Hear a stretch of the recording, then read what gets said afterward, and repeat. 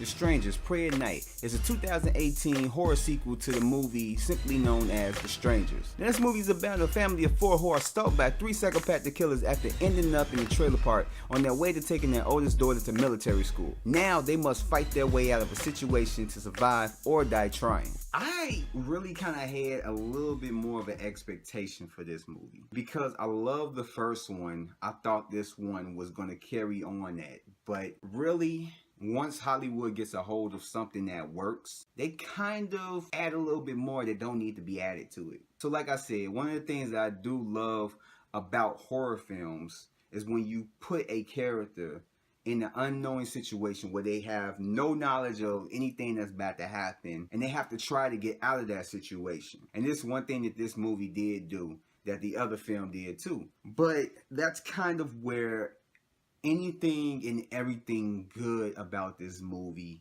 stops. It's like this movie did not want to be good. I don't know what the filmmaker was thinking. I guess he felt like he didn't want to make a good film. He wanted to make a cash grab, and that's really purely what this movie says. That's the reason why it was made, because this movie was not scary. It was creepy somewhat, but once you get further into the film, it just became non-creepy. And one of the things I truly hate about horror films is when characters make stupid decisions, and these characters made stupid decisions all throughout the film. Just took me completely out of it. It had a lot of convenient things. It was like certain things happen to push certain things along, that it was like, so if that didn't happen, then this wouldn't have happened. Or if that one right there, I couldn't have done that. It was just, all through this movie, it was a lot of convenient things that were placed for the characters to find, or just to, you know, things to happen. And it was like, really? It was just, it seemed like lazy just writing for these characters in the situation where it just kind of took me out. And the characters were uninteresting. You didn't care. You didn't give a shit about these characters in the least bit. The chemistry really wasn't existing at all. You didn't care for these characters. If they died, you're just like, oh, damn, they died. Okay, what's next? And there was no tension at all in this. Maybe a little bit at certain parts, but by that time, I was checked out at that point.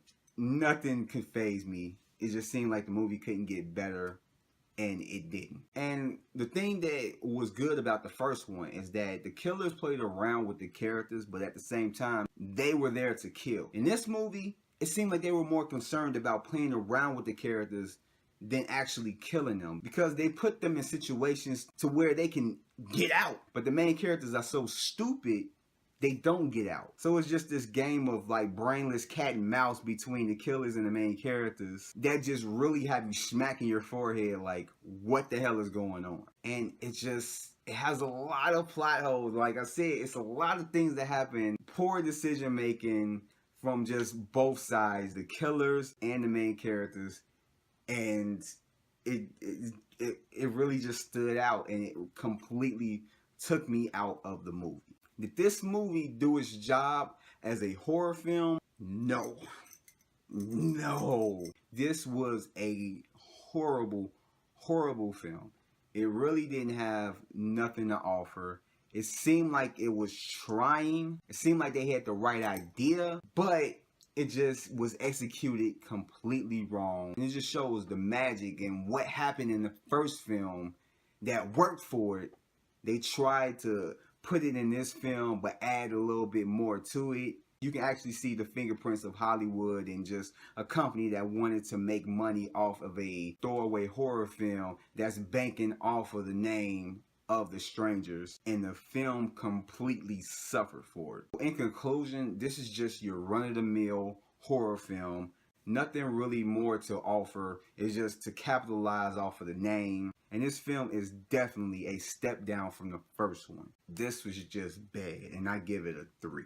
And with that said, this has been my Take One movie review of the movie The Strangers Pray at Night. And I will catch you guys next time. Peace. Hey, before you guys leave this video, go ahead and hit that thumbs up button and give this video a like because it will really help me out. And hit that subscribe button if you haven't already. And you see that little bell? That's a notification. Turn that on, that way you'll be notified for anything that drops on my channel. And if you look down in the description below, you will see all the links to my social media, so go ahead and follow me on those if you haven't already. As well as there are links to my other content that's on the channel, from movie reviews to podcasts to so much more. And I hope to see you guys here again next time. So thanks and peace out.